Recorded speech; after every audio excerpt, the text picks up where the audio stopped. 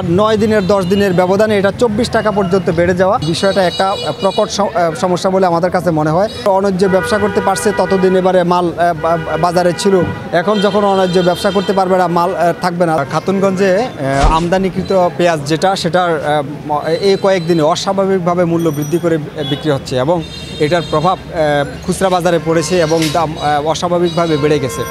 তো এটার প্রেক্ষিতে আমরা আজকে এখানে অভিযান পরিচালনা করেছি। অভিযান পরিচালনায় আমরা যেটা দেখতে পেলাম যে ইন্ডিয়ান পেঁয়াজ যেটা জাস্ট 4-5 দিন আগেও 94 টাকা 50 পয়সা বিক্রি হতো, আর আজকে সেটা বিক্রি হচ্ছে 15 টাকা।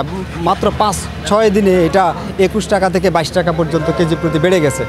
এবং এরপরে আমরা যেটা দেখলাম যে পাকিস্তানি পেঁয়াজ সেই পাকিস্তানি পেঁয়াজটা এখানে জাস্ট 17 তারিখ বা 9 দিন বা 10 দিন আগে এটা বিক্রি হয়েছে এই বাজারে 76 টাকা। শুধু এই বন্যা এবং এই উপলক্ষটার পরে বর্তমানে আজকে এই পেঁয়াজটা বিক্রি হচ্ছে 100 টাকা।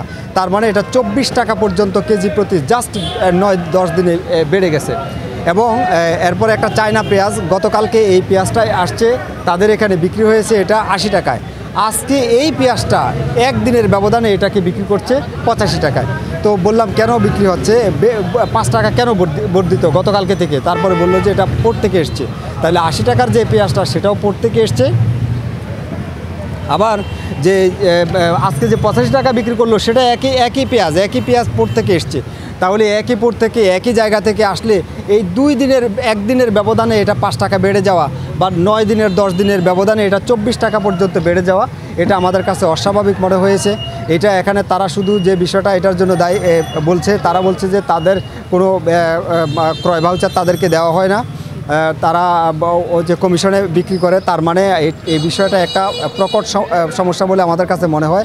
এই যে ঊর্ধ্বতন একজন অদৃশ্য একজনকে দেখিয়ে দিয়ে ভাউচার নাই, বাজার এরকম, শুধু এই কথাটা বলে যে বাজার অস্থিতিশীল করার একটা প্রক্রিয়া, এটা আমাদের কাছে স্পষ্টভাবে মনে হয়েছে এই জায়গায়। আমার মনে হয় এই জায়গা থেকে ব্যবসায়ীদেরকে বের হয়ে আসতে হবে এবং আমরা তাদেরকে বলেছি ভাউচার রাখতে হবে এবং কোনো অবস্থাতেই অস্বাভাবিক ক্রয় বিক্রয় করা যাবে না। আমরা তাদেরকে সেটা বলেছি। আর আমরা একটা প্রতিষ্ঠানকে 50,000 টাকা অর্থদণ্ড করেছি, আর একটা প্রতিষ্ঠানকে আমরা 30,000 টাকা অর্থদণ্ড করেছি। এবং এই 17 তারিখে চায়না পেঁয়াজ এবং পাকিস্তানি পেঁয়াজ যে মূল্যে বিক্রি করেছে তারা সেই মূল্যে বর্তমান বাজারে বিক্রি করবে, সেই নির্দেশনা আমরা দিয়ে যাচ্ছি। তবে তারা আরেকটু বলে রাখি, তারা আরেকটা কথা আমাদেরকে বলেছে, যদি ওই পার্টির মাল যেটা বলে, তারা যদি মালটা উঠেই নিয়ে যায় তাহলে তারাই বলেছে, পার্টি কিন্তু এখনও বলে নাই, পার্টির সাথে আমাদের কথাও হয় না, তারা যাদেরকে দেখাই দিচ্ছে।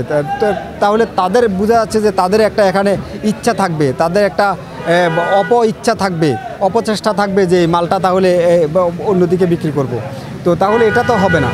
এটা হলে এতদিন যখন অন্যায্য ব্যবসা করতে পারছে ততদিন এবারে মাল বাজারে ছিল, এখন যখন অন্যায্য ব্যবসা করতে পারবে না, মাল থাকবে না, তা এটা কিন্তু অনৈতিক হবে। আমরা ব্যবসায়ী নেতৃবৃন্দ আছে, আমরা তাদেরকে বলেছি বাজারে সরবরাহ স্বাভাবিক থাকবে এবং আগে যেভাবে বিজনেস করেছে, আগে 76 টাকা বিক্রি করলে তাদের বিজনেস হতো, এখনও তারা সেভাবেই বিজনেস করবে। আমরা তাদেরকে বলে দিয়েছি। আমাদের তদারকি কার্যক্রম অব্যাহত থাকবে। ধন্যবাদ।